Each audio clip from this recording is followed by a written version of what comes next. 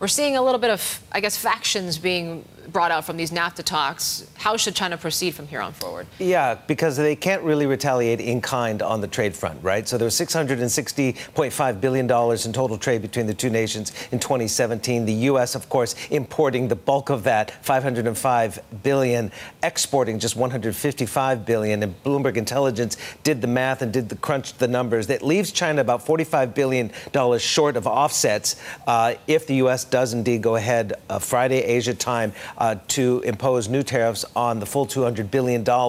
Originally, China, if you look at the way it's structured, had added U.S. crude imports, the oil, to its tariff list, but quickly reversed course because of the tight physical oil market right now with the lack of supply and the fewer barrels on the international market from Iran and Venezuela. So actually, Sinopec, I believe, has recently resumed U.S. crude purchases for October. So you could probably scratch crude oil, U.S. crude oil, off that tariff list. So there's actually fewer options for China on the trade front to actually impose tariffs on U.S. goods and products and services. All right, so that's in terms of the numbers game. We know that we've been discussing this ad nauseum, really, Steve. But in terms of other things, what can China do? I mean, we've already talked about regulatory. We've already talked about making it difficult to operate in the country.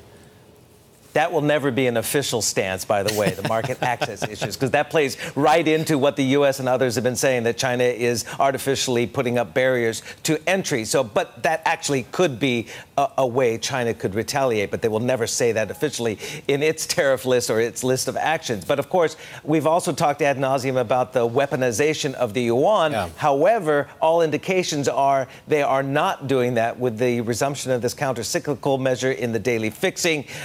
They've stabilized the yuan, and they want to protect their FX reserves at about $3.12 trillion.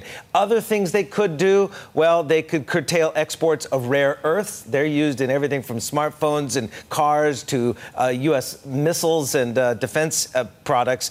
They could limit treasury purchases or even sell them, but that would kind of be counterproductive as well. Most likely, and this is a long-term strategy, they will continue to incentivize overseas Chinese businesses to return home and really drive forward the Made in China 2025 initiatives for high technology and also, of course, the Belt and Road Initiative.